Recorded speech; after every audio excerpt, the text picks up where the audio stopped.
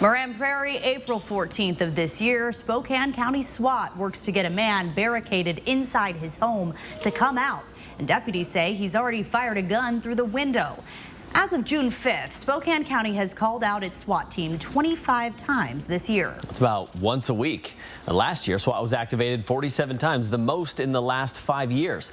The Spokane County Sheriff tells us the reason for calling the Special Weapons and Tactics Unit hasn't changed in recent years.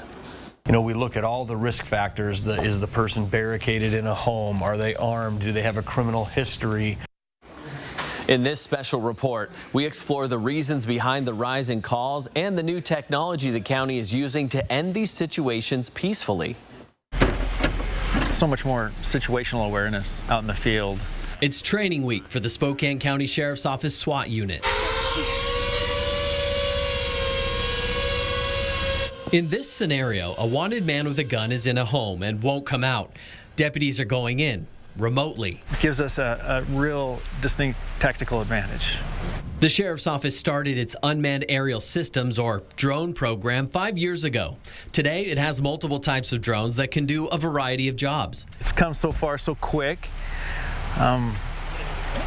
It's changing all the time. This smaller drone can be flown into a home to search for people, identify booby traps, or give deputies a chance to talk directly to a person inside. You know, we used to throw a phone in through a window, you know, a big box phone, and you throw it in and you had a cord attached to it. What's going on today? Why do you not want to come out? Drones have become such a useful tool. They're included with all SWAT calls, which means they're getting used now more than ever. It's not like we used to think back in the 60s and 70s and 80s when SWAT was first coming around that, you know, these are the Navy SEALs and they're this. No, they're highly trained professionals who have the most resources to help bring these scenarios to the most peaceful conclusion. I sat down with Sheriff John Knowles to talk about why SWAT is being called out more and more, and it came down to several factors. We don't have as many deputies who are trained to make entries into buildings and to deal with people who are locked in homes that maybe we once did. In 2022, SWAT responded to 47 calls, the highest number in the last 5 years. That year, the Warrant Service Group, a smaller team of SWAT members, also responded to 9 calls. Sheriff Knowles adds knowing who they're after determines if SWAT is needed. We have better information about people. We're a lot more careful. A recent change in use of force laws for police is also something the Sheriff's Office says is driving SWAT calls up. State law has pretty much dictated that it's a surround and call out if somebody's barricaded. And drones aren't just used for standoffs. This is video of the Spokane Regional Air Support Unit helping Spokane PD search for a murder suspect who tried to get away from officers on skis. The drone staying overhead until the man was arrested. And look at this from 2021. A drone was used to scope out a fire. You can see firefighters walking up to the smoke at the bottom of your screen.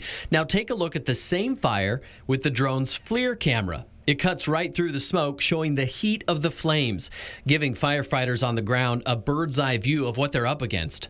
That same camera was used to find this man earlier this year who threatened his roommate. He ran into the dark by the river. As you can see, the FLIR camera easily picks up his body heat.